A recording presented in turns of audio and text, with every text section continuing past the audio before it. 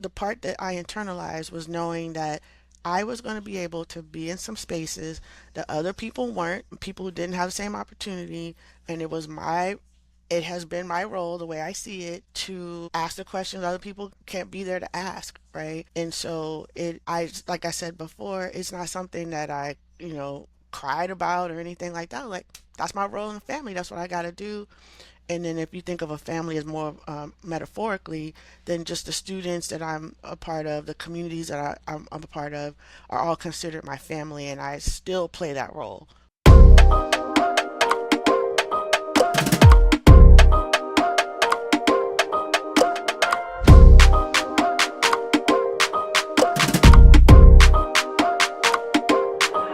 Good morning, good afternoon, and good evening, depending on where you are in the world.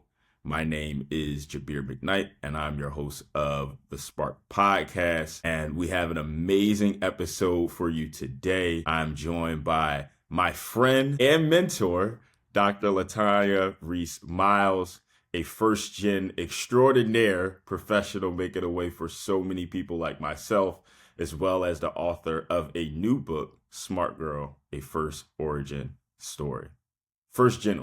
Sorry. Welcome. How are you feeling? I am feeling fantastic, and as always, delighted to be in your company. I share the same sentiments. Tell me, before we get into this story, well, let me lay the foundation. We're going to talk about what it means to be a first gen student, and we're going to walk through some of the key themes that we've seen throughout the book that prepared you for your first gen story, in hopes that our audience can resonate with that, whether you're a first gen student, a professional, or a parent. There were so many themes about resilience, and we're going to talk about what that means. Yeah. There were a lot of themes of social justice and advocacy in your story, growing up in or splitting time between so many different places. But I was really intrigued by your story in Alexandria, Virginia. And, I've been doing so much research on just what has impacted the Black community, specifically in Alexandria and the broader DC community, that I don't think a lot of people spend time learning about. And I was I just appreciate that. so surprised and intrigued just how deep this book was. And I'm ready to jump into it. We'll also talk about what it means to have mentorship and a village around you and how important that is for your success. Before we get into that, can you walk through what sparked you to write this book? I'm going to acknowledge my daughter, Zoe, who for a number of years kept telling me that I need to tell my story. She's like, "Oh, you need to write a book. It's so interesting." I was like, "Girl, get out of here. No one wants to hear about this story." She's like, "No, really, it's really fascinating." So, being her mother, I ignored her. And then, but more recently, another writer colleague, Erica Alfaro, published her book called Harvesting Dreams, and I was interviewing her about her book, and she just looked me in the eye and said, "La'Tonya, you really should tell the story that you wish that you had," because that is what Mm, motivated her. And Jabir, there was something about those words that became like the tipping point for me. It just really resonated with me. So it's twofold. Zoe sort of like poking me all along, and then this moment between Erica and me where I was like, okay, I can do that. I can begin to tell a story that I wish I had and wish and that I needed, to be honest. wow. I absolutely love that. I was at a event yesterday with a friend who graduated through this certificate program at American University called We Lead, that prepares women to run for local and national political seats, right? And there was a Councilwoman Henderson from Washington, D.C. She said something that was really interesting when someone asked her to run. There's statistics that typically, if you're, and I'm sure this cuts across industries, typically women need to be asked like 3 to 4 times to before they truly believe that they can run for a political seat. Because it's like, me? People want to hear from me, right? And I think that kind of what you said, I'm sure you've heard it so many times, like, you should write a book, but then you speak with someone that went out there and took a leap of faith. It's like, I have a story to tell. You've That's been in right. front of students at every level for how many years sharing your story, and they've all resonated with it. Yeah, you're right. So So I why did it. not put it in the book? Why not put it in a book and I reach more people? Look at that. I love it. I love it. So I want to start from the beginning of the book. Speaker of the House. Love it. Let's talk about your earlier years and how your family and your background really prepared you to lean into your identity as a smart girl, as an intellectual, and more than anything else, an individual. You've been an individual since the beginning. Absolutely. And I know you wanted to talk about this, so I think it would be a good time to talk about the term first generation, Let's right? talk about it. Let's talk about it. So when I say first generation, I think of first generation college. I say these are students or individuals who have not come from a college going culture, right? Whose parents or caregivers did not complete a 4-year degree. And since we're talking about the US, I'll say within the US. And that's important. That's really important. So that was me. So my father graduated from high school. My mom had taken some community college classes by the time I was applying for school. But my family, even though we didn't have open conversations about college, told me very often that I was smart and really created these scenarios. And knowing you, I'm sure we'll get into more of that. So I knew early on that I had this sort of role and responsibility that in fact was kind of bigger than college, right? This was why I called myself front facing, being an ambassador. There's a term for that. It's called cultural broker, that often is associated with immigration and immigrant stories, but can be true for those of us who are domestics as well. Mm-hmm. So that's what that chapter, Speaker of the House, and for those of you who will come to know the book, know that my titles are very significant. They mean they're reflective of more than one thing. So Speaker of the House, referring to like office, right? When we think of like the Speaker of the House in Congress, but also being the spokesperson of the House, and that was my role. That's just how I was gr- groomed to be. So I Mm-hmm. didn't really question it. I love that. I love that. Let's talk about, well, one, you said cultural broker. What does that mean? So how can I be, tell me a situation where I've probably have been and our audience has probably found themselves in a position where they were the cultural broker. Great question. So a cultural broker is someone who's translating for on behalf of the family. Like Mm, typically it means that that young person is the one that is interfacing with adults, figures of authority. So that could be teachers, that could be the government, insurance man, things like that. So you are the person that's engaging with those adults and those authority figures and then sort of relaying that information back to the family. So for me, it could have just been certain pieces of mail that I would open and tell grandma when something was due. It could be engaging with teachers that weren't my teachers but were my cousin's teachers. mm. Those are common things. That's what happened with me, I'll say.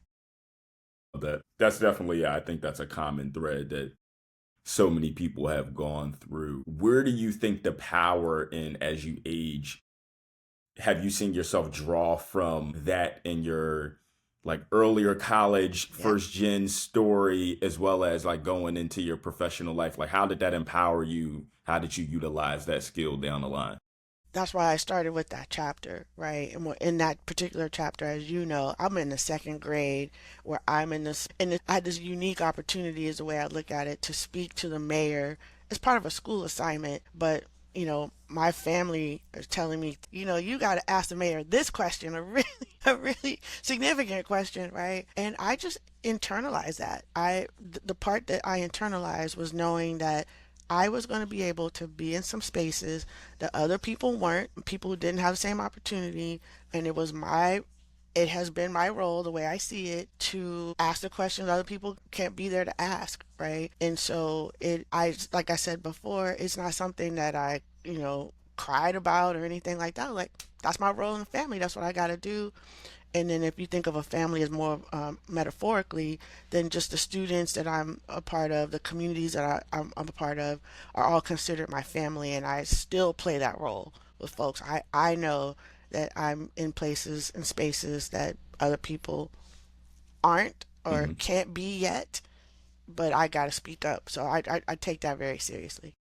I love that feeling that you have and like those values that you have, and clearly, it's highlighted in the book that your family socialized you in that way, but also gave you the opportunity. And my mom is like this. Mom, if you're listening, shout out to you. Shout out.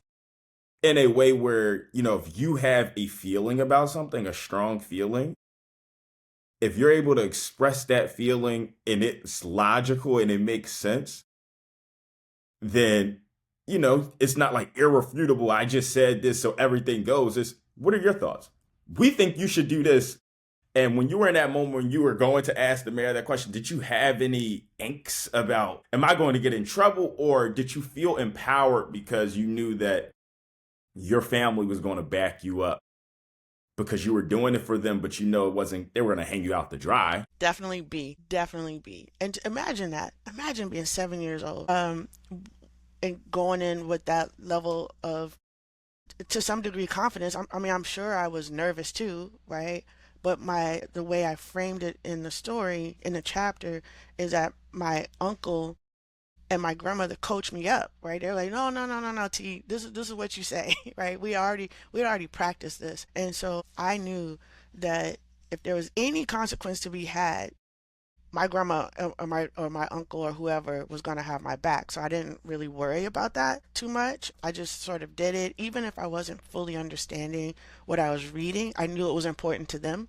So that was my goal, was to represent them. And I just want to take a moment. First of all, you and I talked about this previously, but to think about what this black family was doing, this black working class family, to say, we already know she's smart, right?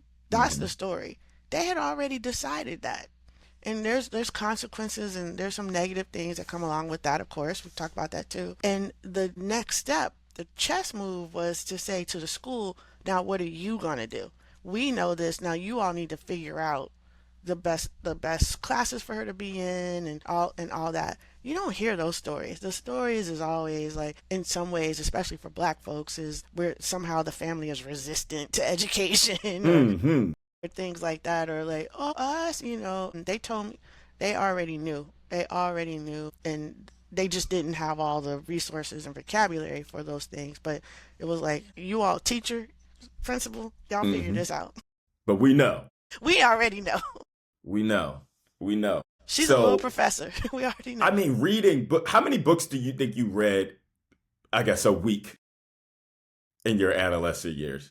Man, when I say voracious, I really mean that. I mean, because I could read a book a day, right? The whole thing, top to bottom. And that's where it was, they thought it was like, okay, hold on. It was a little bit crazy because I was, like I said, reading in the tub, reading at the dining room table, reading, when I got up, reading when I went to bed. I would just read constantly, and then reread while I was waiting to get a new book, right? It's like, oh, I finished that book. Let me go back and start over. So I started to memorize books. And then that's when my father's sister, my Aunt Maceo, said, okay, read things from my shelf, right? You're flying through all these other ones. And again, not worrying about like mature, materials or things like that. If I could reach it, I could read it. And she would just ask me questions, make sure I was reading, but there wasn't like, oh, there's profanity. So I can't even put a number on it, but I do know I could read a book a day, hands down. I love that. When you are reading a book, are you like visualizing things in your head? Like, can you see the story come to life like it's a movie in your head? Yeah, I'm that kind of reader too. Was it always like that? Or was there a certain book where it was like, whoa, I see this a little bit Oh, that's differently? a great question. No, I think from the beginning. I don't elaborate on this, but I did say quickly that I did teach myself to read. There definitely was like a level of giftedness there, right? The fact that I sat down and started reading this Dick and Jane book or something like that. Can't remember what it was exactly, but my mom clearly remembers me doing that, and it just I have a very strong facility with words and language to this day. I totally I do acknowledge that, but it was just really cool. It just clicked for me for sure. I Really love early, that. super early. Love that. So let's talk about your journey. You're talking about elementary school, middle school. You spent a lot of time Mm, bouncing around schools.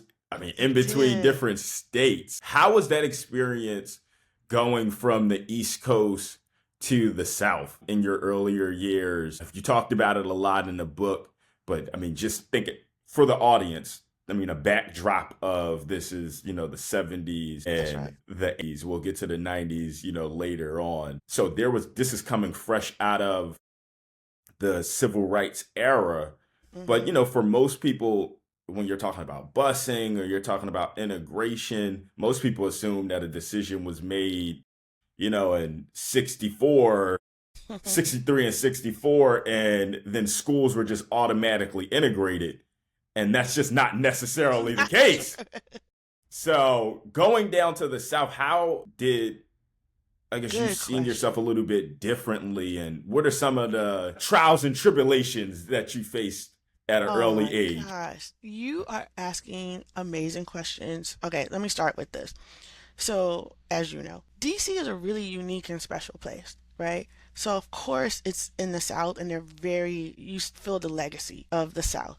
But for me, I can really consider myself from the mid Atlantic. For me, I feel very connected to Philly, to New Jersey. Like, that's where I consider home, like that corridor. DC, Baltimore, Philly, where it all just feel really connected, right? And I fully acknowledge that DC is in the South. Totally get that. But it's But different. as of today, It's it's different. just very connected, It's right? very connected. Especially, I think, you know, not to cut you off, but just thinking about Uh-huh. like the university culture in DC as well. That shifts a lot. You have Howard, you got UDC, you have all these places Yes, where, yes. I mean, DC is one of the most beautiful places where you're bumping shoulders with people from all All over over. Yes. every time. And I like really really felt that. All right, let's before I even get to like South Carolina, I was in Texas first. That's a Mm. dip, right? So my mom was stationed in Texas. I'm a little kindergartner there, and encountering students that were brown but not black. In other words, Mexican American. So I encountered that earlier on, right? A level sense of like there's other people of color, right? I start to see that and become really aware of that. But one of the first instances of racism that I mentioned in the book occurs in Texas when those little white boys were calling my hair worms, right? And I didn't have the language to really articulate it, but I knew it was wrong. And then South Carolina, which was really interesting. I don't recall right now anything sort of blatant in terms of racism. I'm sure if I thought about it for a minute, I could, but it was definitely a different feel and vibe from like DC is so mobile. You're on the bus, you're go, go, go. And in South Carolina was slow. It was a very Baptist, Southern Baptist in Hmm. one chapter. If I were to put out a new edition, I would add a chapter about my time in South Carolina, getting really involved in the Baptist church. And as you'll laugh because you could probably see this. I became like this little preacher almost because going to Sunday school was school, right? And Uh-huh. so I learned all the books of the Bible in order, in alphabetical order. I learned like it was just more school, so I loved it. But that was a big difference than being up in DC. Like you feel sort of that Southern Baptist culture. You feel the vibe of the big space, and I had to walk everywhere in a way that's different than walking in DC, right? It's just open roads. I talk about that walk to the 7-Eleven during the time period of the Atlanta child murders, but that was, just slow and heat. That's when I think about that time period, that's really what comes to mind. Just life was just so much slower back there. And how did that assist you as a reader, as someone that spent a lot of time in your own space, like diving into your own creativity? Did you find that although it was not as, hustle and bustle as the Yeah, mid-Atlantic region, but it was slower, did you feel like you had a little bit more time to your own thoughts while you were down there? I did.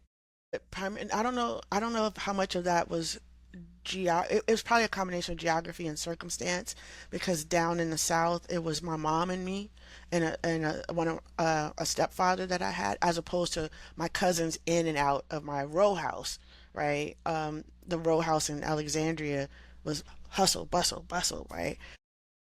Down in South Carolina, me and mom worked. Mom was in the military. I was at home by myself a lot, and so I had to entertain myself as you're suggesting. So not only was that reading books, but that was also Archie comic books, like just making stuff up. That's when I actually started. I had my first favorite teams when I was in South Carolina: Dallas Cowboys, Pittsburgh Pirates, baseball team. Like those, I started like developing some interests that were separate from my mom as well. My You're not mom still had a Cowboys fan though, right? I am still a Cowboys fan. You don't just give it up. Yikes. Yikes. You don't give it. You can't be a fair weather fan. You just say it's not our year. It's not our decade. It's not Honestly, few decades actually. in 2 decades. No lie, no lie. But So how I started developing interests separate from my mom. My mom is a basketball fan. She is not a football fan. She is not a baseball fan. So I cultivated those interests on my own. I absolutely love that. So, like I said, bouncing around schools. Tell me about the gifted classes that you were in. What was the first gifted class where you were placed? What grade were you in? Okay, so first grade was not technically a gifted class. First grade, shout out to that teacher, was my first grade teacher being creative on the spot and having me do things on my own that was more advanced than my peers, right? So I wasn't separated. I was still in the class, but she had me like write letters and things like that. Definitely by fourth grade was when I forgot what it was called back then, but whatever the designation was, and that's when they started, or around that time is when they start sending you to different schools, literally to a different school. That was in South Carolina. In South Carolina, it was so different. I do remember that. In some ways, I preferred it, but we could critique it for sure.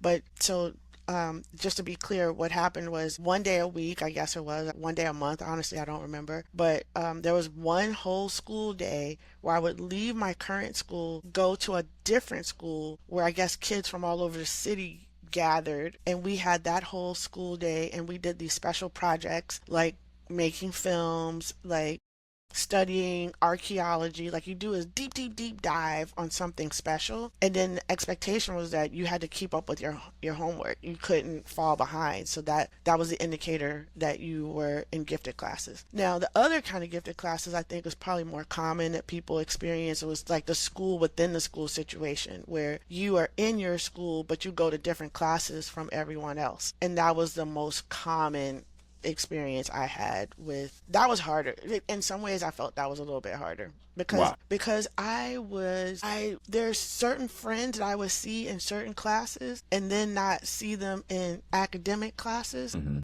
and that in school segregation where you start to wonder like, well, why are they over there and I'm over here? Because like you're actually seeing what you're passing each other in the hallway, and then you don't see each other again until you're on a school bus, like, and it's every day because it's constant, as Yeah. opposed to like the one day a week or the one day a month that I went away was just like a special treat. But every day, Yeah. like That's a lot. at Dunbar High School, that was hard. That How was really hard. in the engineering program, right? How I want to shift the perspective. Tell I know me. you talk to a lot of people when you were, re creating a book, right? And getting Yeah, perspective. So it's not like you're just writing it from your point of view. You're correct. getting the 360 view before you write it down. A little bit. How did the perspective of your friends at like a Dunbar High School, what was their perspective? How did it make them feel for them to be in the other classroom and then see students like yourself being propped up and supported, but it's like those are the other kids. You all are going to actually be successful. I think we see so much of that today. Okay, I wish I have not had that particular conversation yet, right? What I have had, okay, and not the way you framed it, I haven't. One thing that has happened is a conversation. We haven't gotten to high school yet, but at TC Williams High School, where I ultimately graduated, some of my white classmates heard about my book and reached out to me and started reading sample chapters.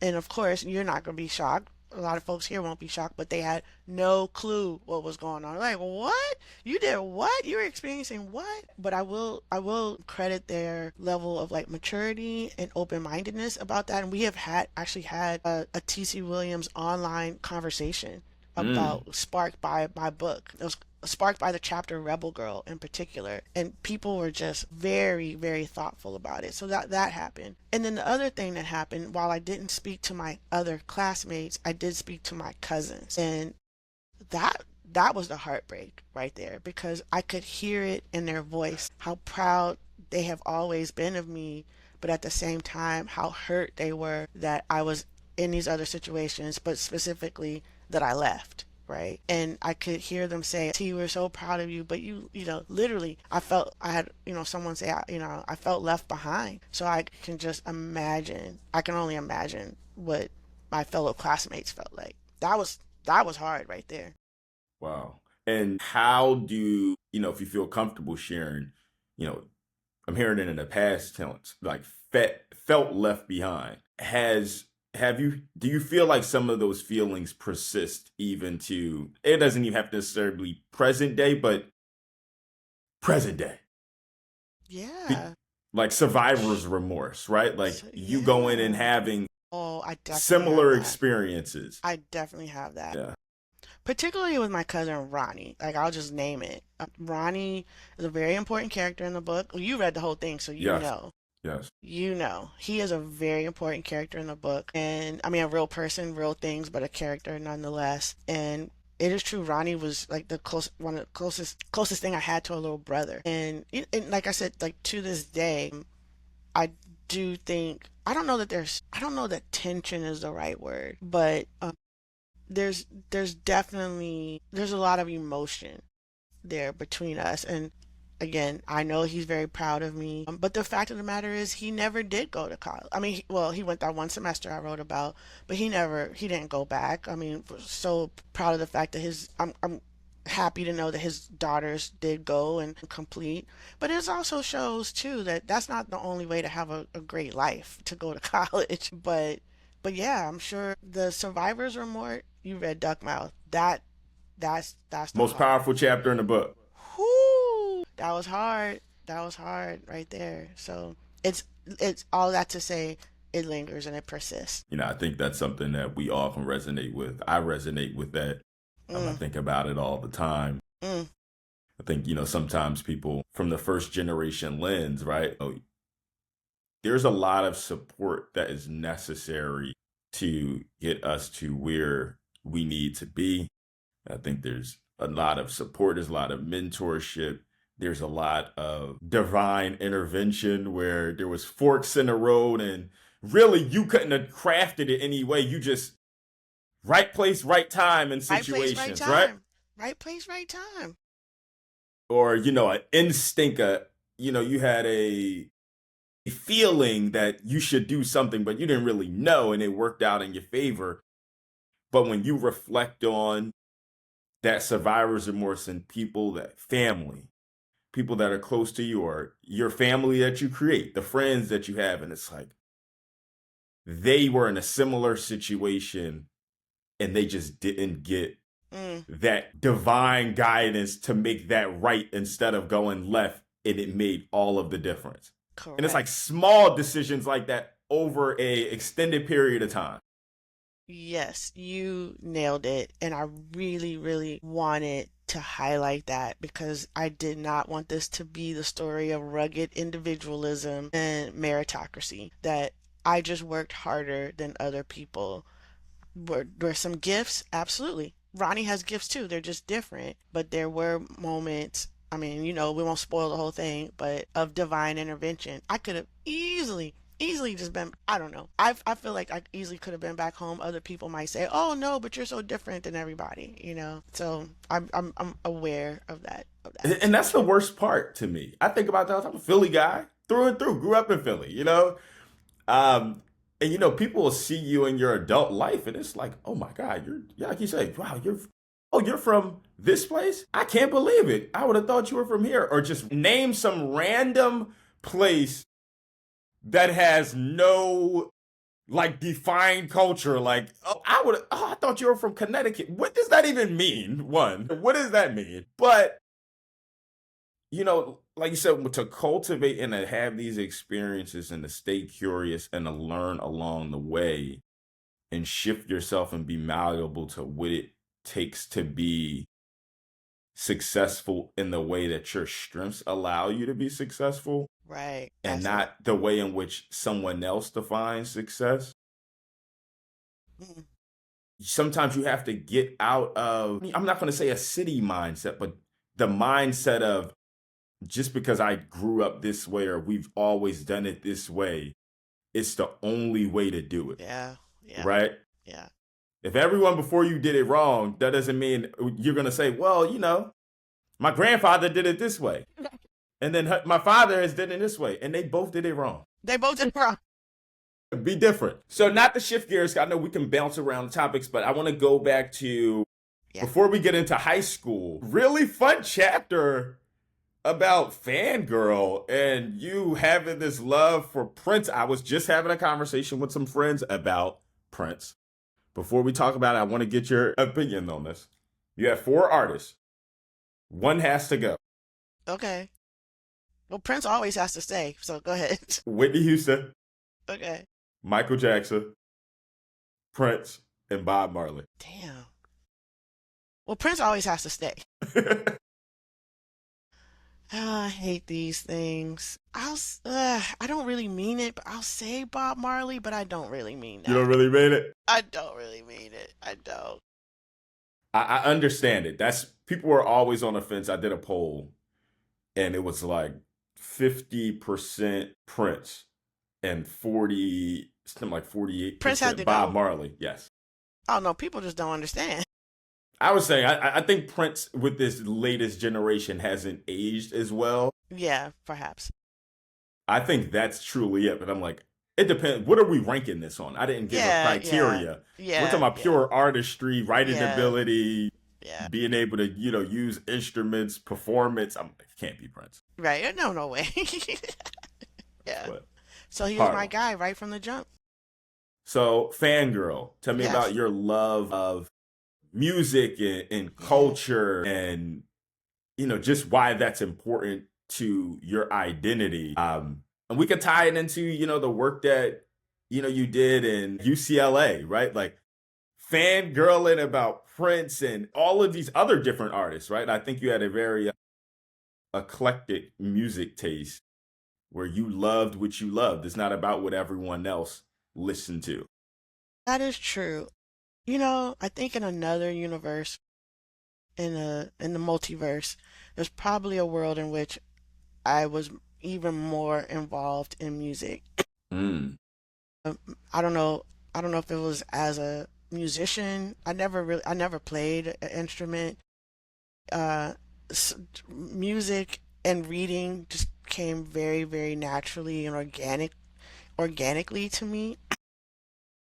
From, I mean, you read about me studying the album covers, literally studying these Parliament Funkadelic album covers. I just read every single thing. So that's probably like a connection that one of those things that's kind of inexplicable. I can't even tell you why, right?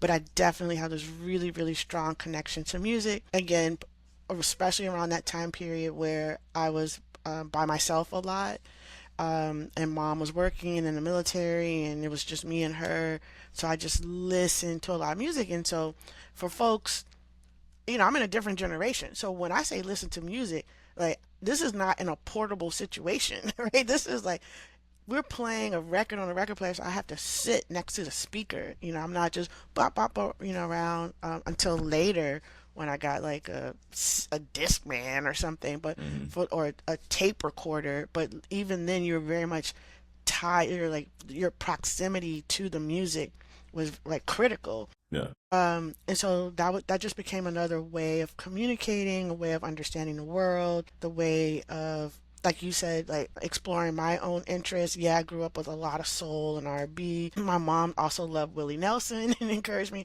to listen to Willie Nelson and the Doobie Brothers and just all kinds of things. And I think the best symbol of that is Prince. And this is early Prince. This is right from the get-go Prince. And as folks may know, like Prince's style, I mean, there's a thread through it, but he himself evolved so much as an artist. So this is way before Purple Rain. This is from his first single. There was just something about it, just an instant connection that I had to this person, and just followed his whole career. In the chapter you're talking about, Fangirl, is about the time when my mom took me to see Prince. I was 12 years old, and I went to the 1999 concert when he was still considered an underground artist. Crazy. And I was the only kid. That was the only kid in this whole venue. And that shows I included that to give an indication of my mom and our relationship, but also to set up that while people may wonder, why would she take her 12-year-old to this show? I wanted to also give an indication of what it taught me, of how it feeds into like the confidence and navigating certain spaces and things like that, because I learned a lot. I gained a lot. Nothing bad happened because of this concert, but I was put in a situation where she was supporting me from, like up on the risers or what have you. And I was just like, oh, okay, this is just, I'm not questioning it. I was just doing my thing. At one point, I was at the front of the stage, but then by the time Prince came on, I was like toward the back. But even still, it was a small venue. Like I got pictures around here somewhere. I have to take pictures of my pictures and upload them. Please do. Yeah, I will. Please do. Yeah. I love that. I love that. Were there any topics in your as you were listening to music that fueled not just your view of the world, but from a social justice standpoint, topics that informed you to kind of dig deeper about what was going on in the world around you? Again, we talked about the 70s and the 80s. This Right. is Yeah. our changing times. Probably yes. To Earth, Wind, and Fire, the work of Earth, Wind, and Fire. Just, they're mystical, symbolic, but really addressing like big concepts, right? So I loved unpacking what they were talking about, and also the album cover. Huge Bob Marley fan as well. That was probably the most direct, with, I Shot the Sheriff and Get Up, Stand Up, like, all these types of things. Those are the two that come to mind. But then there was a lot of like artists I was listening to that talked a lot about sex, and I didn't know what I was singing. It but just, but still, it it was was a an good increase of track. awareness. It was a good track, but it increased awareness, I think, is the main thing. I love that. I love that.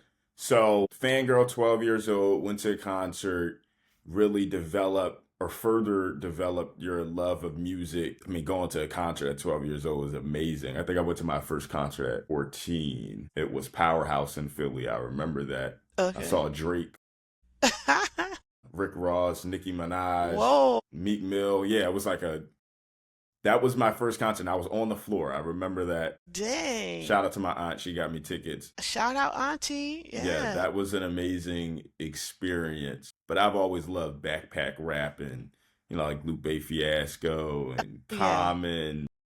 Yeah. Artists to this day, even Nas, I listen to Nas every day. But artists that when they said something, it sparked in my head like, whoa, let me go and Google this. Like, what does this Mm, mean? I remember when, Lupe Fiasco was talking about like planned obsolescence. I'm like, what does that mean? I'm 14 years old and I look it up and it's like, oh, like companies like, Apple are creating yeah. products for them to break.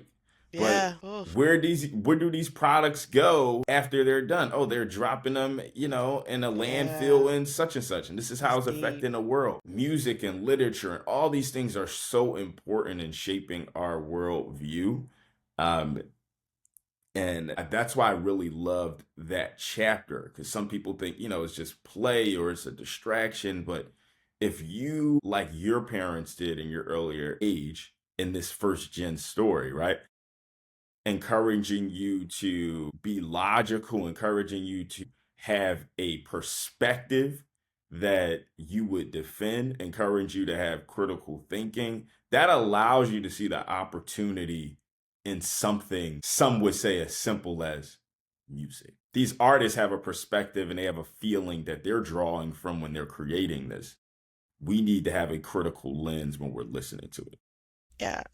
And shout out again, shout out to my mom for not really intervening in all of that, and not really questioning, just like, okay, I get it, right? And then but also having good conversations with me about these artists, like later on when I talk about that song with Marlena Shaw, Yeah, having whole on conversations. I love it. So TC Williams talking Hmm, about junior high, hmm. going into high school with a short stint at Dunbar High School in Washington, D.C., which, this string of chapters was an educational experience for me. This is what sent me down the wormhole of like, wow, wow. And TC Williams, if you don't know what TC Williams is, it's the school that's highlighted in Remember the Titans, that Denzel Washington starred in. It's in Alexandria, Virginia, and it has a very storied, / infamous background. And, you were at this school, really, I would say not too long after the school was, No, not too long, right? yeah, It's a generation, right? yeah, Because my mom was still went to segregated. No, no, my mom was in high school when it just was integrated, but she didn't go to TC Williams. She went to George Washington High School at the time. But both my uncles went to TC Williams as it had just been integrated. It integrated in like 70, 71. I was born in 70. It's crazy. So tell me Yeah. about that story. You're there, right? Like you said, just that next generation, after integration. How was your experience, at TC Williams? Can you give some background on, not just your experience, but like you said, this just got integrated. For those that don't know, it's important to state, that TC Williams was built in using eminent domain, right? Taking over, African American community in Alexandria. I think that's extremely important to highlight when you're thinking about like the impact to the area and Yeah. some underlying feelings that may have been there. For sure. So at the time when I was at TC Williams, it was like approximately very similar to my middle school, junior high school, like about 40% black, 40% white, 20% other. That's what that we got into the habit of saying that. And there was a level of pride in that because there was more black students in TC Williams than there were in other schools in Northern Virginia. When you just go down the road to Springfield High, Woodson High, Oakton, Lake Braddock, which were overwhelmingly white, right? So we felt like, oh, we're doing something over here. So it's very complicated. For me, I was very sensitive to the fact that within the school, there were these tracks, and black students got tracked to black and immigrant Latinx students got tracked to like air conditioning and home repair and things like that. And white students were in a bubble in honors and AP classes, right? And I found out from doing homework research in the book that these honors classes were created as a direct result of people wanting to keep white families in the schools. So they made promises to white families, don't leave the public school system. We're going to create these classes for your students and have other people apply to them. I didn't know that. But I felt that. It made sense to me. I was like, that's why I'm feeling the way that I do. Because for many folks, once you get identified as being gifted or honors, it's kind of hard to lose the designation. The harder part is to gain the designation, right? And so I was slipping in and out of honors. I had gone to DC schools, like you had said before, and then when I came back, suddenly I wasn't in an honors class anymore. But I had already been to the promised land. I already knew what it felt like to be in those honors classes. And then It's so crazy. Then but I become a behavior problem, right? I'm a behavior problem because I'm frustrated because this teacher is talking down to me. I'm in these regular classes and then having to advocate to get out of those classes. Again, that's one of those moments where it's luck, right? Because I could have very the teachers or principals could have very easily said, not easily, but they could have said no. um, that notion of going in and out of these honors classes was wild, and also experiencing honors in a all black school in DC, that was hard too. There are no easy answers because you could feel the racism there too, and it was an all black school. Just that Tell me about it. You said it was like that a real lean on me vibe. that whole yeah, the whole idea of like this principal yelling at students literally in the hallway with a bullhorn, being super strict. Like white people love that, Mm. right? Because it's black people keeping other black people in In check. check. That's what that was. I was, what's the word? I can't think of the verb right now, but reprimanded for not robustly reciting the Pledge of Allegiance. I ain't come from that kind of family. My mother told me my whole life I didn't have to say this Pledge of Allegiance. My family was the same way. My family was the same way. Yeah, I remember middle school, elementary school, like they would have us outside, line up outside in a line, size order. Uh-huh. And With the then they flag. would, with the flag, they used to play, it was an R&B song that they played first, which was interesting. And then they played it afterwards. And then they Okay. did the Pledge of Allegiance. And I remember my parents like, yeah, you don't have to do that. And there were other kids that were the same way. I didn't realize until, man, I was probably much older, high school age, where I'm like, they had us standing up in size order with our hand over our hearts doing the Pledge of Allegiance. That's nuts. That's not, yeah. If you're from another country and you're like viewing that on like Yeah, you're like, video, if that was on Twitter, that would oh be my God, like look at that. very nationalistic. But yeah, very interesting. So very strict, like you said. It's a very Yeah. different experience. And how was, like you said, the honors classes and the separation? How did that look different? Like at Dunbar, you mean? Yes, at Dunbar. At Dunbar. And so, by the way, so just for clarity's sake, the situation I just described was at Shaw Junior High, Hmm. also in DC. I was at Shaw not 2 weeks, and then went over to Dunbar. And Dunbar was, again, this sort of overt, not even subtle separation of students, right? Like we were, so I was just in the second cohort of this at the time, brand new pre-engineering program. So number one, it was racially coded because the message was, if you're smart and you're black, you become an engineer, period. No one was asking you, oh, what do you like? Smart black kids go into engineering. And then, so there was that. And then we were literally in a school within a school. There were only certain classrooms that we went to had our instruction. So we had like, history and math and things like that. But then we also had computer science and drafting or whatever. Well, I can't even remember all the classes right now. And then we had PE with the regular students, and that was the PE and Spanish with regular students. And even then, we were told to keep to ourselves, to not talk to the other students. How do you tell students that? It was an all black school. But literally, we were told that we were going somewhere, we were going to college, they are not going to college, as though these students were just somehow so different than us. It was not the right way to go about it at all. And I was very frustrated by it. I was constrained by it. Like I described that moment in the book where, I'm checking out this girl Stan Smith Adidas. I wanted to talk to her about it. I wanted to Hmm. find out where she got them from, but that was shut down. So it was really interesting because on the one hand, I would go on to have like these strained relationships at TC Williams as well, or in Alexandria. But both of them come with costs, right? They both came with costs. I'll say the good thing about the Alexandria school system is that at least like individuality and self-expression was definitely recognized and encouraged, I would say, than it was in the DC school system. It was like head down, follow this path, get out. That's how I felt in DC.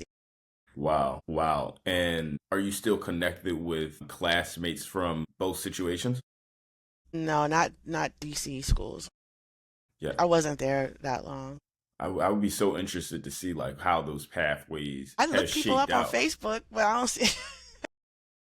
Uh, First of all, I don't like. I remember first names, but not last names. I just wasn't there long enough. and you know what? I think that speaks to, I mean, the point that you're making though. If you had to put your head down and just stay in the books, you couldn't make connections Yeah, because I of the did have lack of friends. individuality. Yeah, I did. I mean, I did have friends, but we didn't like. Tina was my closest friend, but she also was an outsider. She was from North Carolina, and we were best friends. She was a neighbor, but she didn't stay. I think I don't even think she graduated from Dunbar. So, and then I didn't have a lot of friends. Just very few, very few. And then I bounced. Then you went back to Went to TC, Alexandria. went back to Alexandria, even though I was not living in Alexandria. Tell us about that. So you said you were. I remember vividly reading this. You was like, you had to take, was it a bus, train, and then get to the spot, the bus stop, designated bus stop by your grandmother's Grandma's home. house. Is that by 7:32 a.m.? Well, no, we had to be at school at 7:20. I had to be at school at 7:20 in the morning. And you were up. What time were you waking up every I day? 5 a.m. in DC. It was I had to go. I had to go. I had to catch the bus by 5:17. So I had like 17 minutes to get everything together. So I was living in upper northwest DC, so 14th and Upshur by Rock Creek Park, and having to take the metro bus down to the Blue Line, and then take I had a couple different options once I got down to McPherson Square, but and go all the way across the Potomac just to get to a bus stop and pretend like I hadn't just did all that and just walk up to the school bus stop where I caught the school bus, the cheese bus, what we called it, to TC Williams, right? And I don't if my friends knew, they acted like they didn't, but it was, this whole facade as though I just come from my grandparents' house and caught the bus, the regular bus. Then I did that for 2 years, 10th grade and 11th grade. And Two directly years. and directly after school, like you were taking that exact same route back home and starting it the next day, or Not did you typically? directly, not directly because I was in sports. Oh, Well, I cheered one year and then I ran track. And so sometimes I would stay at my grandparents' house, but otherwise I had to take it all the way back. and started all over again. Wow, that is tough. So you're in high school. Where was the moment where you realized? And again, there's so many different programs that you were being prepped for college from the beginning, but Mm. thinking and looking ahead to where you would go to get your bachelor's degree, and this is where the story really starts to get spicy. Honestly, you know, where was the moment? Those deciding factors. Let's talk about it. I mean, you mentioned in the book, but when you were looking at the universities that you were considering and why you were considering. Can you share some of that with the audience? And then how came to your decision that, ended up being an interesting character development arc. We'll just say that. Yeah. Well, I mean, so when you're in these honors programs as I was, or AP, as a first gen kid, when I wasn't hearing talk of college directly, it was indirectly. So my white classmates are starting to talk about this stuff, and many of them were interested in UVA, University of Virginia. That was the go-to place for smart kids. Unless you were really, really smart, then you looked at private schools or Ivy League schools. So I was overhearing a lot, right? I was like, what are they doing? Ugh, I don't like UVA though. Like, yeah. And my exposure to UVA was only through sport, through track, right? And so that wasn't I wasn't a good fit. And then the nasty, like the coded way people talked about HBCUs as black schools just said to us that this I was like 13th grade. I wasn't the place to go to. So not even a major consider. Like, I just didn't people. It just wasn't a major source like Consideration. conversation, right? And so for me, my window was basketball, and like I watched a ton of games. Like my whole family shut down when it came to March Madness. Like we just that was our thing. So that's how Mm-hmm. I started to really understand schools. And then I just took it upon myself to go down to the public library and like learn about these schools. And as you just pointed out, mind you, I still had to take the bus all the way back to DC. Yeah. So I would take the school bus from high school to my friend's house who lived closest to the library, then catch a city bus to the metro station and then go home. Right? Anyway, that's crazy. I think So you from mentioned two things though that I want to pull at tell before me, we move forward. yeah, The when you're talking about not even just black colleges, but there was a student, can't pull at his name currently, but he was encouraged to apply for quote unquote those black schools, right? Those black colleges. Rob. Rob, and there was it Rob who also got accepted into a few of a more elite schools, right? Quote unquote. And there's this thing that I see. We're talking about college counselors, Mm, but mm. I think in school in general today, I think we're seeing across the board, especially because teachers are not being paid as well as they should be. I don't understand how teachers are not getting like six-figure salaries. They're Six doing figure salaries, hands whatever down, whatever it needs to live comfortable in whatever hands city that they're down, in. That's what they should be getting paid, hands right? down. Plus, Plus, plus benefits, plus the summer off. That being said, it's like the I don't want to say theory, but low expectations are as detrimental as some of the more overt, racial expectations. discrimination that we are dealing with, right? You have people come to cities and it's like, oh, these kids, they're going through so much. They can't possibly do anything Yeah. exceptional. Let's just, treat them like they're not Yes. smart enough to do anything. That is so damaging. But for the Yes. student that actually has all of the makings of going and doing something great in this situation with Rob, he could have gone a whole different direction because someone just was discriminating against him. I think that's interesting. And something that I feel like the audience needs to hear, because that still happens today. Also, the importance of sports that you mentioned, right? Again, this is 100%. the 80s. 100%. Why, when you're talking about, integration at these universities, some of the universities that we're talking about right now, those talents would have been at those quote unquote, or they were at the, quote unquote black schools just 20 years prior. And You're so right. a You're decision so that right. you made with your hard-earned money to go to a university was based off of the allure of the sports of the school. I'm just saying, it seems like a brilliant opportunity. They did something with that. We got to listen. You are so right on so many of the things that you mentioned. I'll just pick up on the sports one. And I'll also say this too. I think that's one of the things that's also unique about Smart Girl because I think this narrative tends to be more aligned with men and boys, and we forget about the role of how valuable sports can be for young women as Mm-hmm. well. Because I mean, clearly, it's like my whole life, right? And just that level of exposure for me, it was both basketball and also track. But the missed opportunity that I talk about a time of going to being on the University of Maryland campus, not realizing I could go there. I was there for track. Mm-hmm. I was there to see my local heroes. There was not a connection made for me explicitly to say, thought about applying here? you know, Well, just just just not at all. And then for Rob, I mean, I'm telling so many different first gen stories. And Rob is a background character, but yeah, like Rob had a very different experience and just in terms of like you mentioned, just being told directly that you know he he should be applying for these other schools and not getting in, and that he wouldn't get in, and then ended up getting into all the ones that he did apply to. that broke my heart. That But broke he my did, heart just reading that.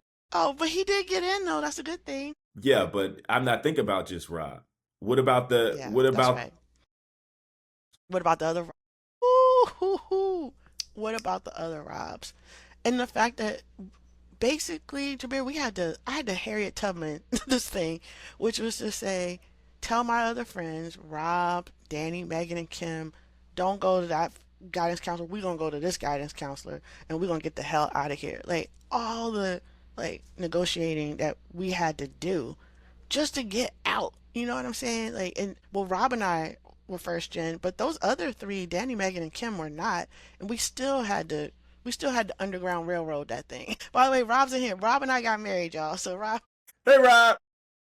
he's in the kitchen. So yeah, just I people need to understand, like, and we're only talking about high school. We haven't even talked about college years. Just to get out of high school. You know what I'm saying? Like, that was insane. So going back really quickly, we were talking about like what does first gen mean? When we're talking about resilience. This is resilience. That's right. It took an hour, but we got here. This is resilience. That's But yes. this isn't the only case of resilience, right? It doesn't have to be, everything doesn't always work out in this way, right? Resilience could be it didn't work out in the right way, and That's then right. you make a pivot and correct the course. That's right. But this is what I love, and I think you just capture it so exceptionally well, where these are our stories. This is not a rarity. This is not Hmm. something that I can't believe, Yeah. Oh Dr. my God. Miles went through. No, What? I This would is say no more movie. often than not, This is no movie. This is no Mackay Pfeiffer. honestly. So going back to your school selection, like you said, you went to Yeah. University of Maryland. Oh, You right, realized right. I could have been here, but no Yeah. one. Yeah. It's like you should apply. So talk to me about that story, and then your That's actual right. deciding factor and what university you chose, and what was the thought process Yeah. behind that. So Maryland is so funny. Ironically, this is the cinematic part that Maryland really wasn't a consideration for me for a couple of reasons. One, I felt like it was too close by, too white, big state school, just didn't have enough sizzle on that steak. And then also because no one talked to me about it. There's that. Because of a book called Public Ivies, I kind of narrowed my choice. I really started to hone in on UNC Chapel Hill for basketball reasons, Georgetown for basketball reasons, Oberlin College because a white classmate suggested it, and I did not complete my application to Duke, but I started it basketball reasons, right? That's what it was. The thinking behind that was what are some things that would connect with my family? What what schools would make my family proud? And I'm sure my family would tell you today, any school, but this is 16, 17-year-old me trying to figure all this out. So I thought a good school academically plus basketball would be the winning formula.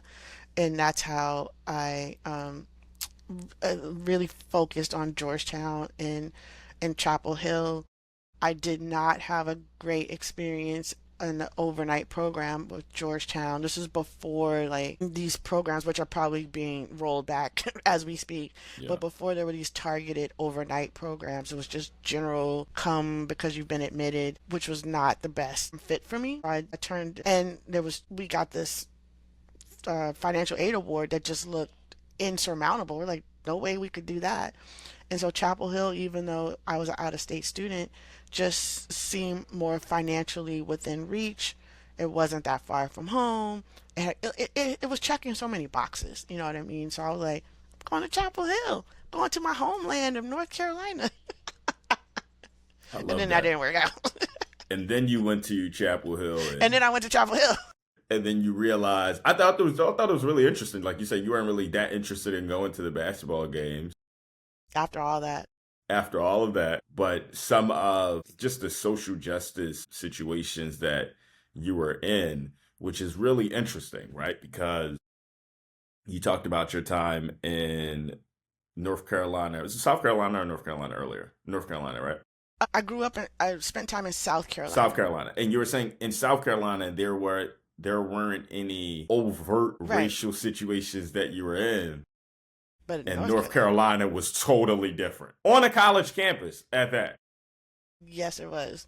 With very little protection from the administration. They just looked the other way.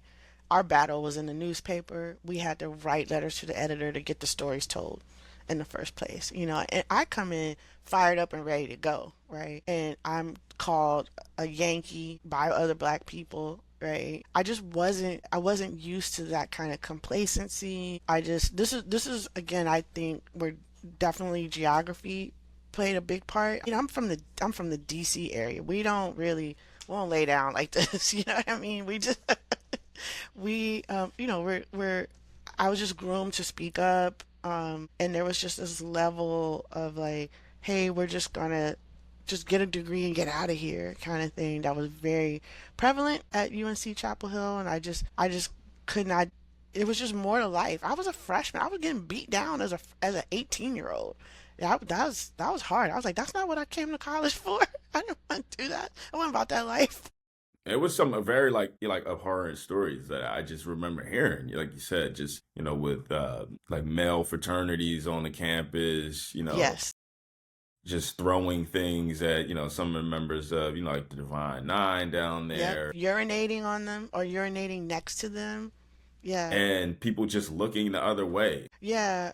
Lawrence Ross, who's a member of Alpha Phi Alpha fraternity, but he's written a book about the relationship between these white fraternities or white Greek life and overt racism. But that's exactly what he was talking about. I experienced for sure. Swastika spray painted on the campus. And I'm like, what? And And this was and these were not even that would be like national headlines today, and that was just a day. that was a day. That was the next day after George Bush was elected. Yeah. Wow. And So I dang, you said Georgia, and this is the 90s. so the first George Bush, not the dad, not the son. So Okay. that would have 88 88. election. Got it. Wow. So yeah, that was a very just reading through that was tough. And really thinking back, because now you don't really have to necessarily think back. It's more like, is this our reality again?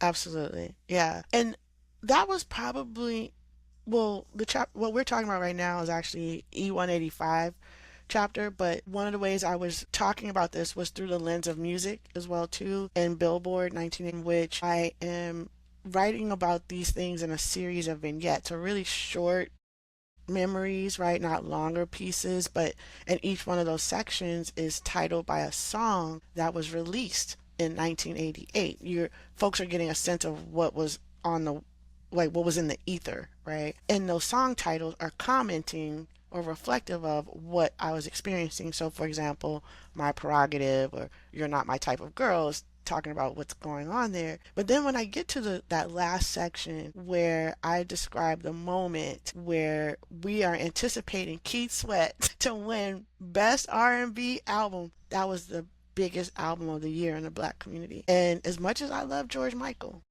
the fact that he won was also a commentary on what the type of racism or microaggressions we were experiencing. Hmm. That's why I included that chapter there. I felt it everywhere. I didn't just feel it on a college campus. Like, my guy Keith Sweat couldn't even win a Grammy for best R&B artist. Lost Yeah. to George Michael. Shout out to George Michael. Love George Michael. But Make It Last Forever was the best R&B album of that year. I mean, people still singing that song. Those songs Everybody's up. it I don't just know it when the last just time I heard a George Michael song. you heard that Christmas song. You heard Wake Me Up Before You Go Go, but not that wasn't that album. That wasn't even on that album. You know what I Wow. mean? So it was pervasive. So I wanted to that's why I wanted to include that in there. We were just like, damn. So when you decided that UNC was no longer for you, what feelings did you have when you're considering transferring, right? And I'm talking before you reached out to those in your life that you want to, you know, allow them to have considerations of this decision and have a voice to it. As a first gen student, what were some of the feelings that you had inside of you? Like, wow, I made it this far. I made this decision.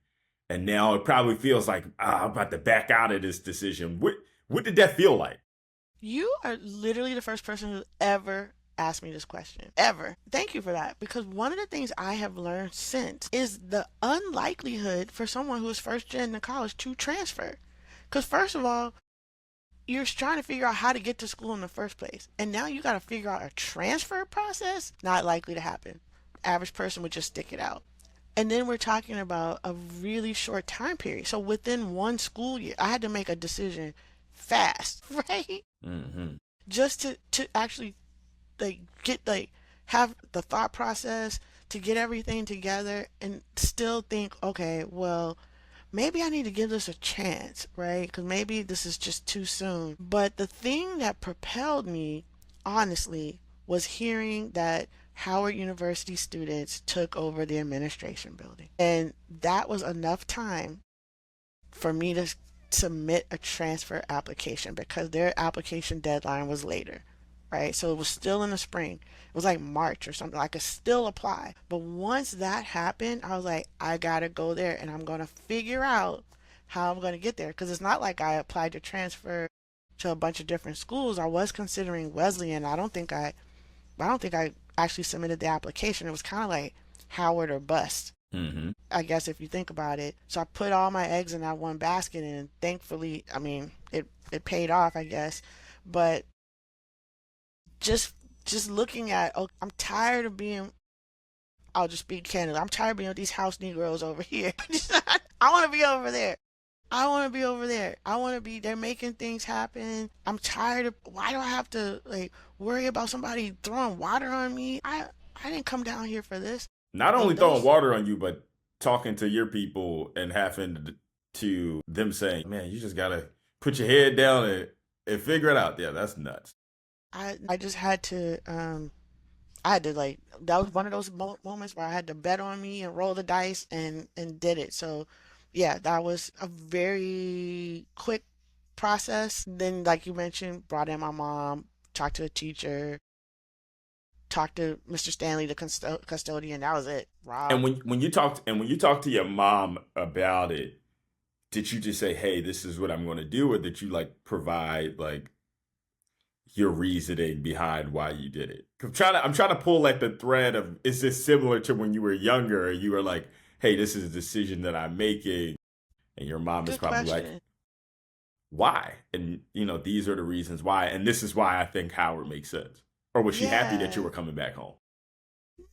No, it wasn't so much that. I think that she approached it like a critical thinking exercise, which was to say, okay, if you feel this strongly about it, you justify it, you write it out. That was how she just approached things in general, and so kind of made it make sense to her.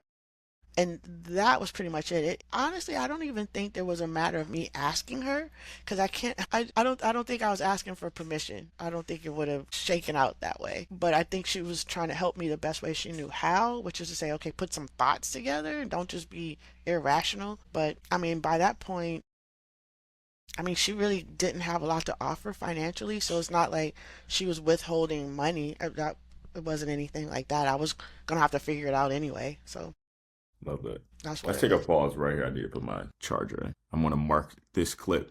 Good thing about this part of this application is that I can easily edit it out. Give me 1 second. Can't find it? It's a little bright. All right, cool. You good? The charger thing is broken here, You're getting unfortunately. a lot of sun over there. Yeah, it's crazy. But the charger piece right here is really broken. So I hate that. I have to reposition. All right. We'll make it do what it do, unfortunately. All right, cool. So jumping back into We where back. we are. So Howard University, you make that transition, and now you're back in the Mid Atlantic region. You're back in Washington Back D.C., home. and you have some incredible experiences, Dude. incredible classmates.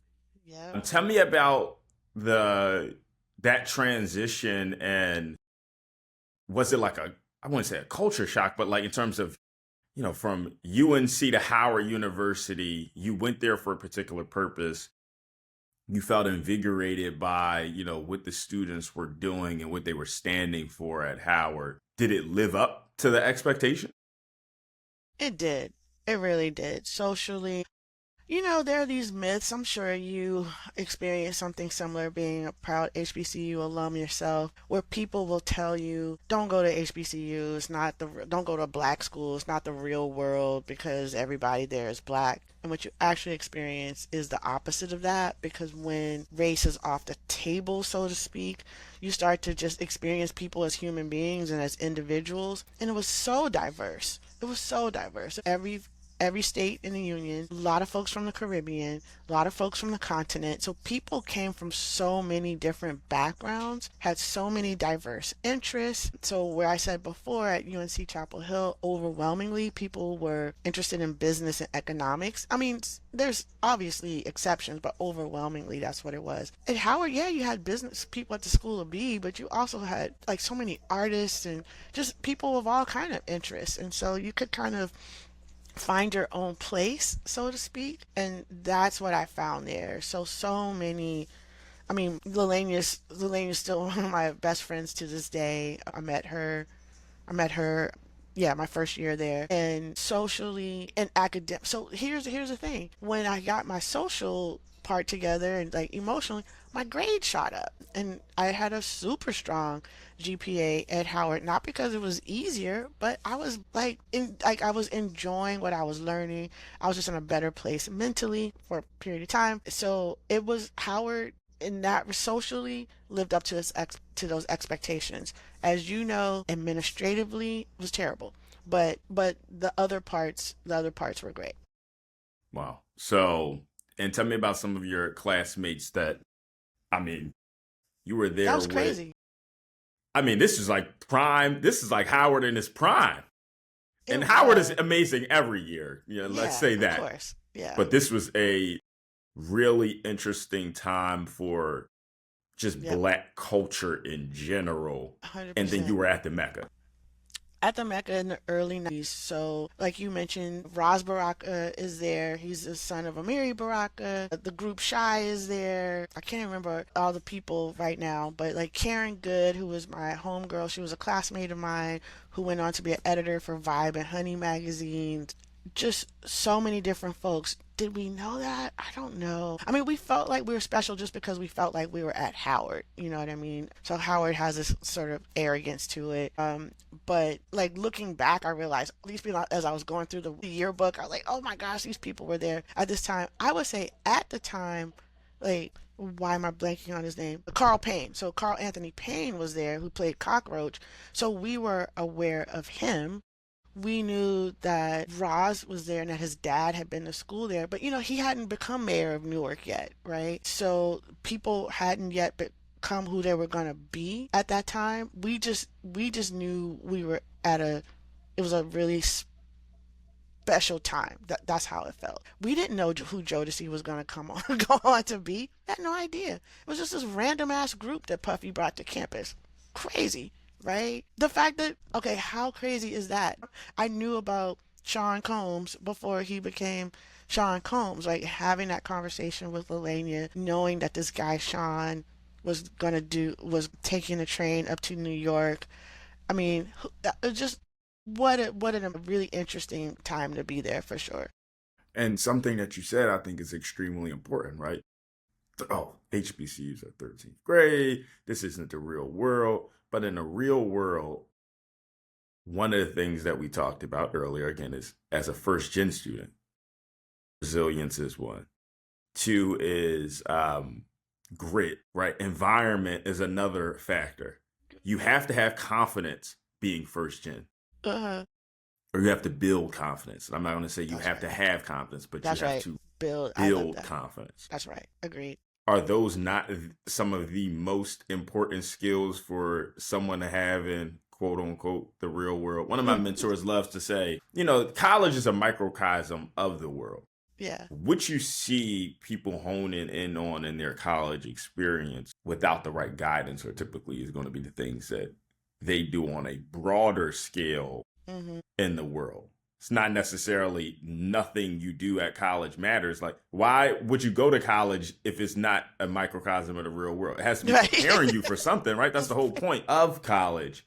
So to your point, how crazy, it was crazy to people at Howard, but for most people, I'm sure at UNC, if someone's saying, oh, they're going to take the train to another state for an unpaid internship, people would have looked at that person like they're crazy. Yeah. Yeah. Because you have But to just keep your head down and that's right. Yeah. get your degree so you can get a job versus some people, and I think we see this at a lot of universities, especially with my generation, Gen Zers going out there and trying to make it happen, Hmm.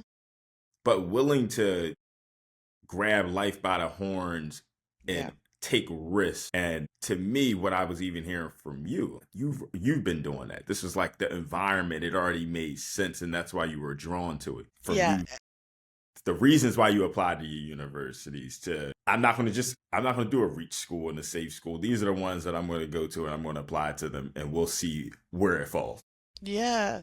I hadn't thought about it until you mentioned right now that even though it's meant to be a moment of irony where I'm talking about Puffy and calling him a dummy, but the fact of the matter is that that kind of entrepreneurship was in the air, in the atmosphere, and he wasn't the only one, right? And this is not at all to endorse anything that he has done outside of the music realm, but to say that just hearing that as another student, Puff's only a year older than me, I think, to hear that was a possibility was a game changer. The fact that I remember it to this day tells you something, that it had an influence on me. So that's what's going on and out. That's my new atmosphere now. Is like you could do stuff like take a train for an unpaid internship. There's no Hmm. boundaries. You know what I mean? There's no boundaries. So and for folks to know, public transportation and mobility is a major theme in the book. So pay attention to those moments where I'm talking about public transportation, such as taking a train to New York. So Love it. So, Howard, great experience. Tell me about the transition well, outside of Howard. This is a story that resonates with a lot of first gen students, but also, I mean, call a thing, it's a huge HBCU problem as well in terms of just like billing and financial aid and getting housing assignments. Like these are things that, persist. So tell me about that story and, yeah, having to, yeah, go ahead. let me give a little bit of backstory just in terms of the composition of this, because I know the reader doesn't know, but I know what's to come. So I really the chapter Native Tongues, where I talk about all the goodness that I experienced at Howard, and I build it all up, and that's a reference to hip hop and Tribe Called Quest, etc. And it suggests that I've found my place, and it ends with a quote that actually comes from Zora Neale Hurston, Their Eyes Are Watching God. That quote, Here Was Peace, comes from the end of that book. And I know that a fall is coming, but I wanted people to really understand how good I felt at Howard, right? And then, but there wasn't just an immediate drop off. So it's buffered by another chapter in between where I talk about the experience I had at a Delta Sigma Theta informational, because I want people to also see some of the challenges I was experiencing too. And it's more like a chapter let, it's not a long chapter, but I needed people to, I'm setting the stage and planting the seeds for what I know is going to be a big fall, right? So there's a little chapter in between. But the chapter Long Division was probably next to Duckmouth was the two hardest chapters to write. It is what I know now, a chapter where I'm documenting a traumatic experience. And how I know it's trauma is because when I was talking to La'Tonya, who's still one of my best friends to this day, and I'm like fact checking and trying to figure out, like you had asked before, like, what are other people seeing and remembering? And we talk about the moment where I walk up to my dorm room, my residence hall, and there's an eviction notice there. And I talked to Lelania about it, and she said, I was there, right? I had no memory of it. None. I knew I had been evicted. My memory jumped from walking down the hallway to moving my stuff out. And then I was confronted with this moment of how do you write about something you don't really remember? Right? Because that's what trauma, and that can happen in traumatic moments. So it was just really difficult to put it, like literally put it into words. So I was trying to capture all these senses. I ended up comparing it to chaos theory, like explaining using chaos theory to explain the situation. But yeah, that was just a really, I mean, I got through it, but that was just a really heartbreaking moment to be 2 weeks away from finals. From finals. I was like, if you're going to evict me, why'd you evict me at the beginning of the semester? Anyway, 2 weeks away from finals, 3 semesters away from graduation, an honor student with a 3.7 GPA. Howard said, yeah, pack your stuff and get out of here, right? So that was just really difficult, right? And I have to like tell this story in a way to pull people in. So last thing I'll say about this is that chapter is structured like a math word problem. It is called long division, and even on the page it is meant to be reminiscent of a division problem. So there are lines just like when you're dividing that divide the sections, and then it ends with a reveal of how much money I owed, which was $1,000 basically. To the audience, how much would $1,000 then be to today? That's a good And not even question. inflation. We don't have to have it on the nose, but like just in terms of feeling, what would $1,000 what would that bill look like today to you? Where you're like, dang, should I pay that back, or was it actually not a lot of money in hindsight to you? Right now, I mean, $1,000 is just not that much. Mm-hmm. I know now schools make $1,000 go away. Yeah. They do. I don't know that it would be $10,000. Schools can make $10,000 go away, to be honest.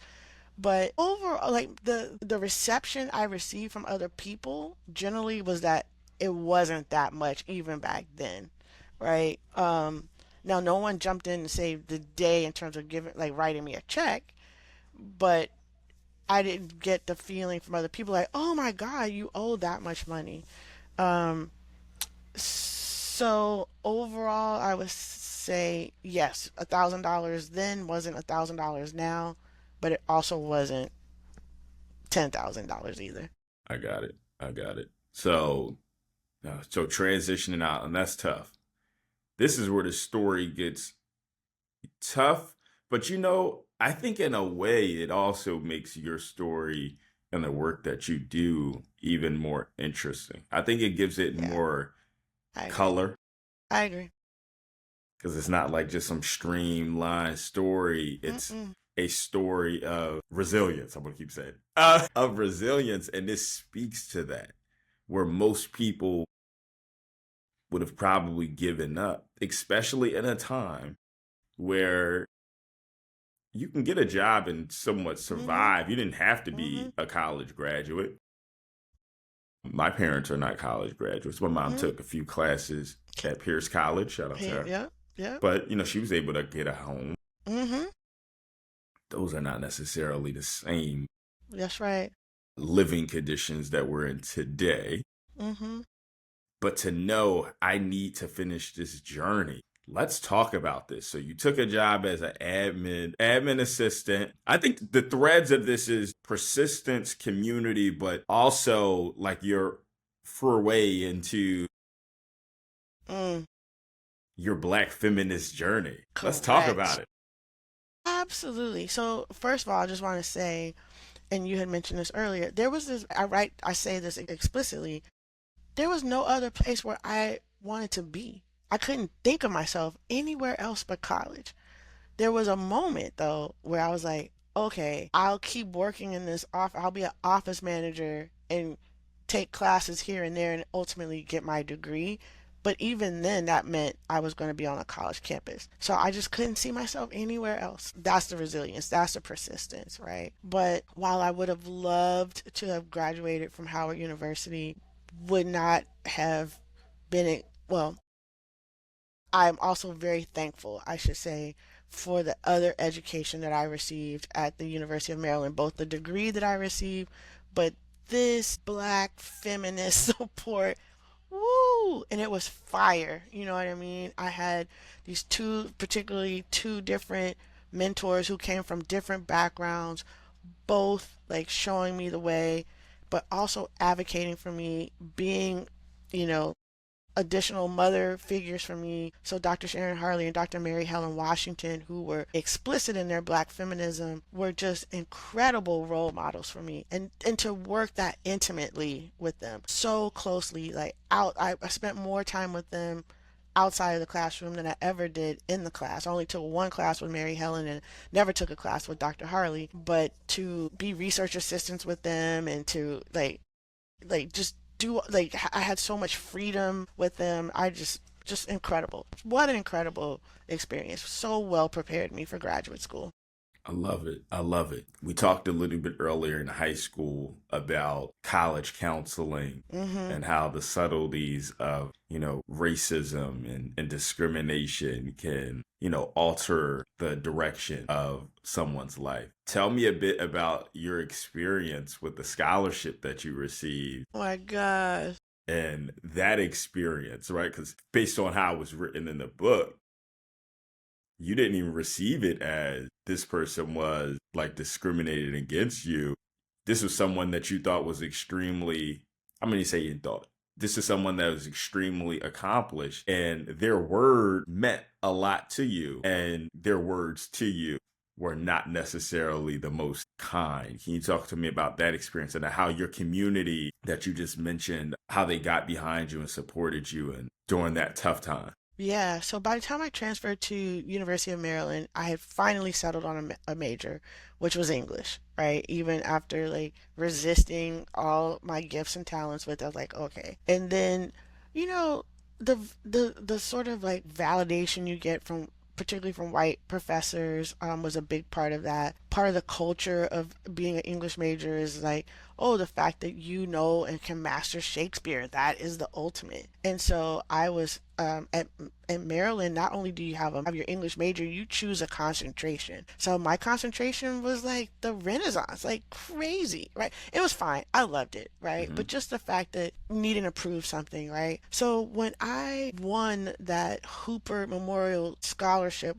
essay scholarship, which was like the ultimate validation. This is telling me that I'm going down the right path now. And that is signaling to me that I should now go beyond this college degree, even beyond the master's degree, which I thought, ooh, master's degree, that I can also get a doctorate and be a professor. Like that was a huge shift for Mm-hmm. me. So I go to this professor who had, signed my letter saying that I had won this award. And for this man to say to me, I was just talking to someone about this yesterday, that my essay won because the competition wasn't as good this year. What a slap in the face. First of all, what kind of educator says that to a student? Clearly, he thought he was doing the right thing at the moment Mm-hmm. by saving me and protecting me, but without asking any other questions beyond, was I sure that I wanted to go to grad school?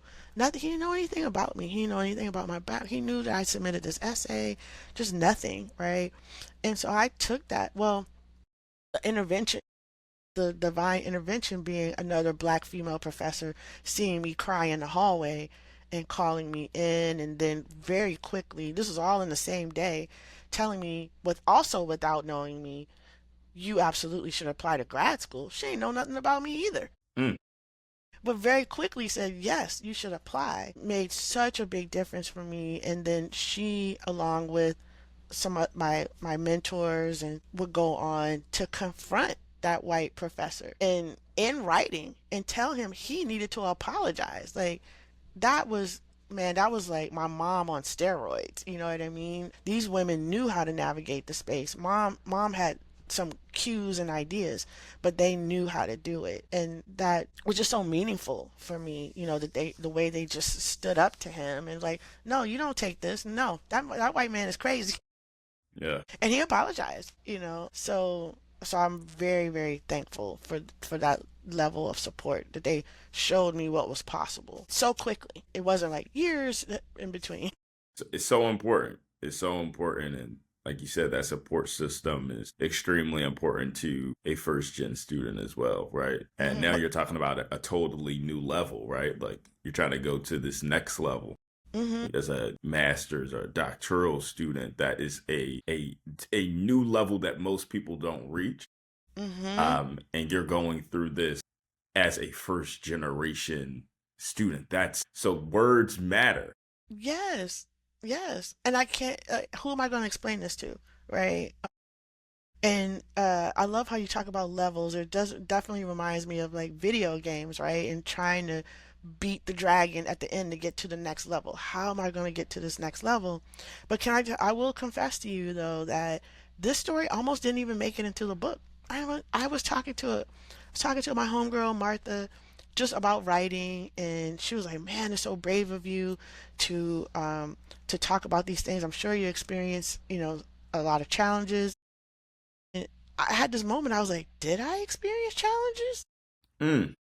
And then that story came to mind, and I just started verbally telling her. I was like, "Oh, this thing happened to me." And she was like, "LT, you know that was a traumatic moment, right?" And I just had this moment. I was like, "Oh my God!" I hadn't even processed it as trauma until I told her that story. And I was like, and then I just went home and wrote that chapter. But even the way I frame it in the chapter where I say my watching it from above, that's a trauma response, right? Because your brain has to protect you. So it, disassociates. It was disassociation for sure. Wow. But I didn't even think of it that way. I mean, but that's how you kind of get through it at the same time. I love it. I mean, it sounds like, writing this book was very like therapeutic for you as well. 100%. And just reflecting back on your life and collecting with so many different people to get perspective.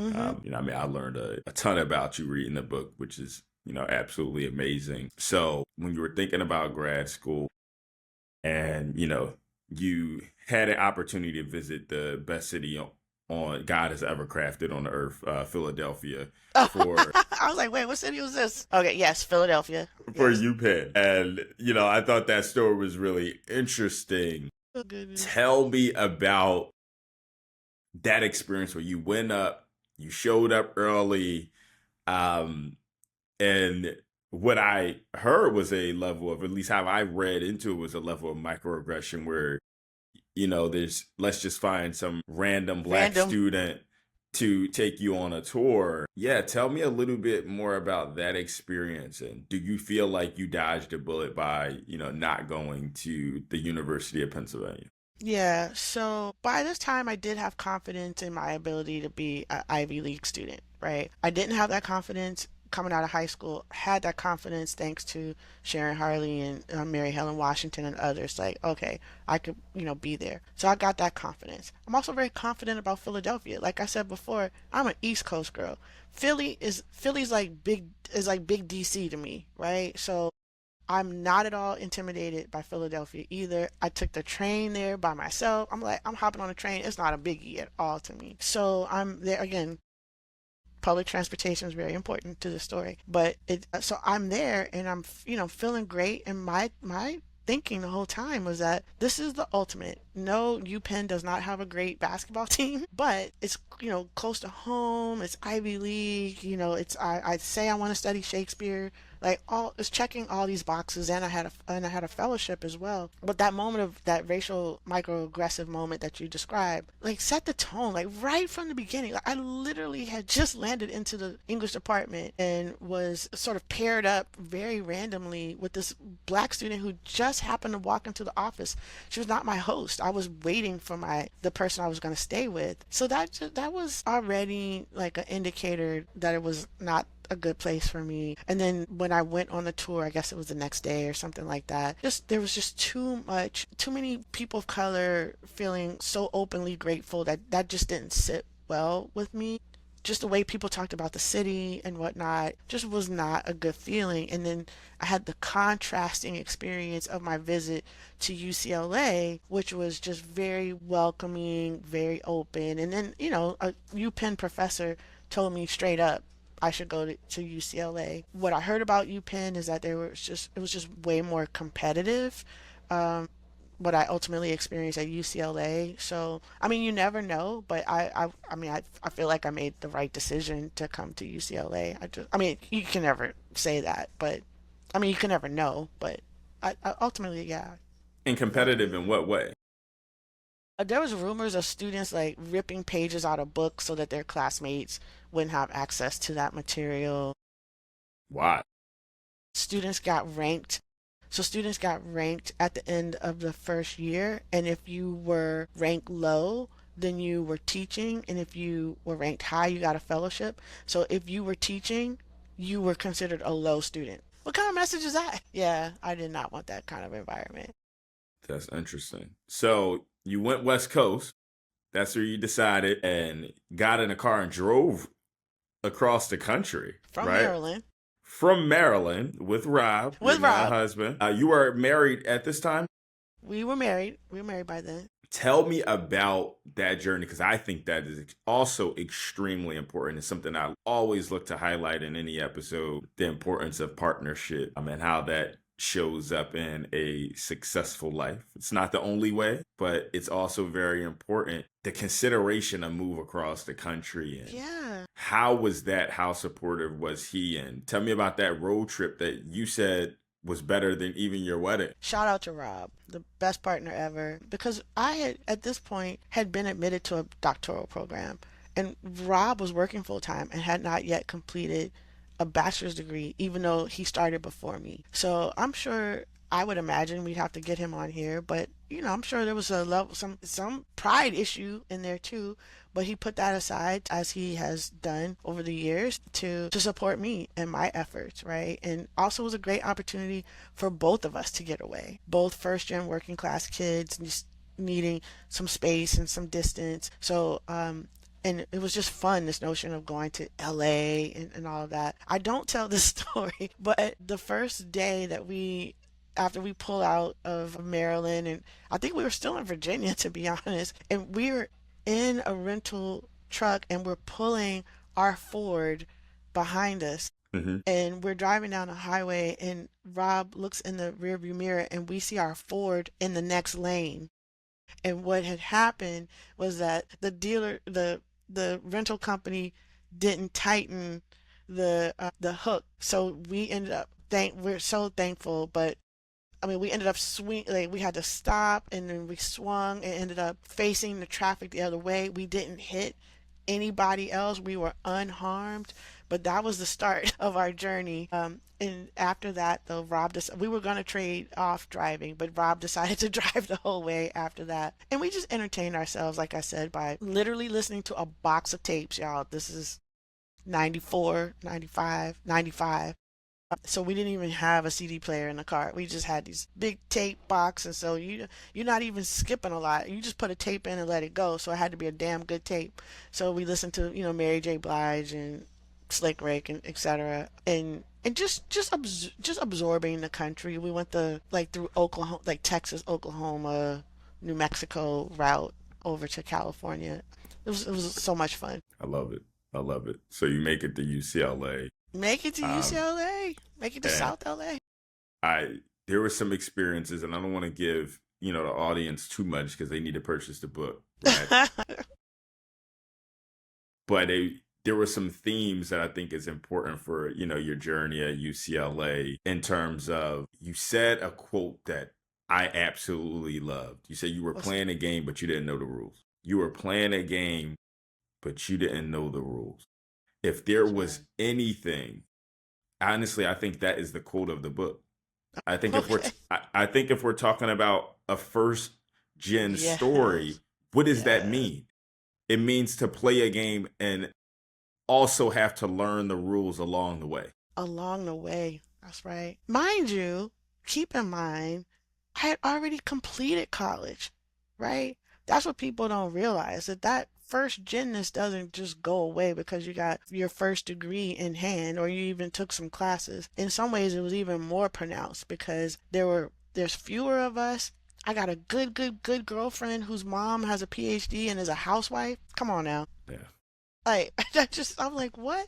And I love Kate and her family, but there was so few of us. And then I don't want to appear dumb. I don't want to appear stupid. So I have to make this stuff up as I'm going along. I'm trying to figure out, what am I taking notes on, right? But I have to play along with this as well. So I'm just trying to figure out. Shout out to Connie, who ended up being even though she's younger, ended up being a mentor for me as a student who was 1 year older than me. So there was, at that point, the mentorship really shifts to my peers at that point, right? Of course, I had some great faculty member, but when we're those chapters, I Don't Want to Wait, part 1, part 2, close reading, are really all about the peer support and the peer mentorship that I had, or people kind of signaling to me like this is what it takes to be successful. And Helica, again, who was younger than me, basically coaching me up on how to be a good facilitator and tutor, right? And Connie, how to navigate classes, and Jim, how to, these are my peers at that point, but that peer mentorship was really critical.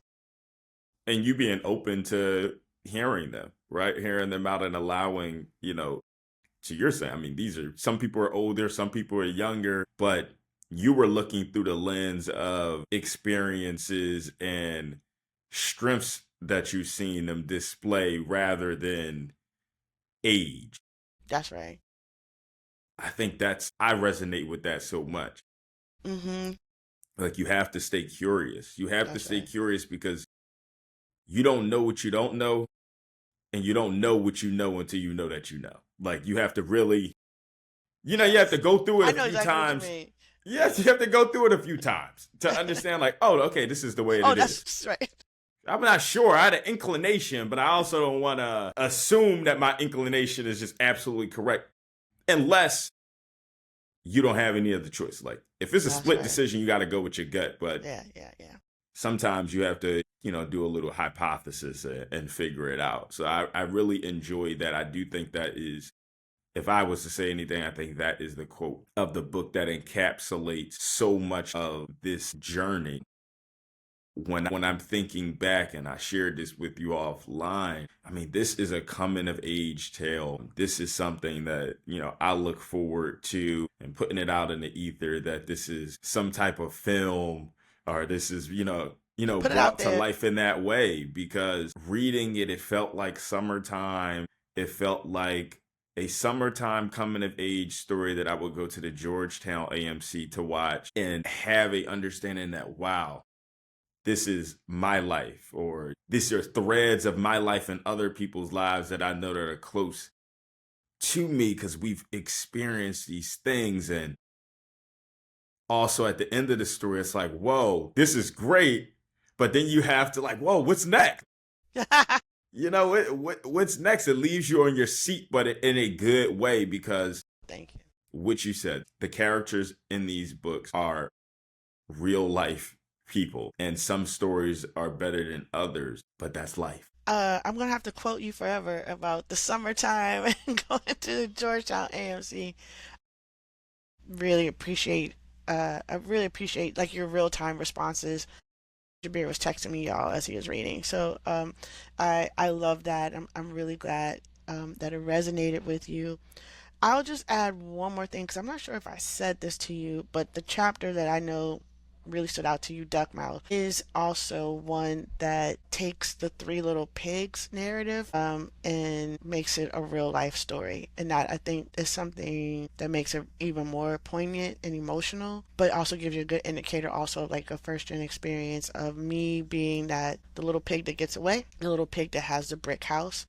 But then I have that moment where I really ask, right? Was it my building materials?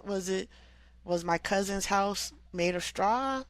Or was I just lucky? And I think that's one thing that really stands out to me. And I was really cognizant of not ending this with like, oh, she made it.